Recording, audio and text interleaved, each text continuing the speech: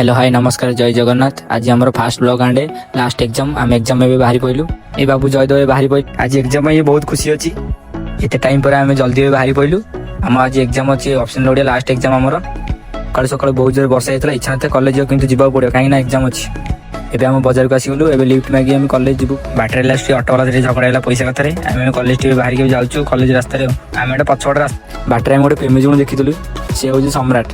एबे आम college gate आसीगला college gate आम सेपटे अच्छी किंतु आम एपटे पाख हो बोली आसुचे एपटे कॉलेज बाहर पिला बस पाठ पढ़ुं वर्षा है तो किसी पाठ पढ़ना आज पढ़े टपर हो जयदेव लगी पड़ी पाठ पढ़े एग्जाम चली टपर एग्जाम सरला बोली जयदेव बहुत खुशी होती 3 घंटा गोटे रूम में बसी बसी अंटा पूरा सीधा हो बाहर को आसला आम टे मस्ती होगा। एबे आसीगला आम रंग मिस्त्री रंग लगे मत रंग लगे पाती माकड़ करदे बाटर गोटे कल देखी आम मुह धुआधुई हो गलु।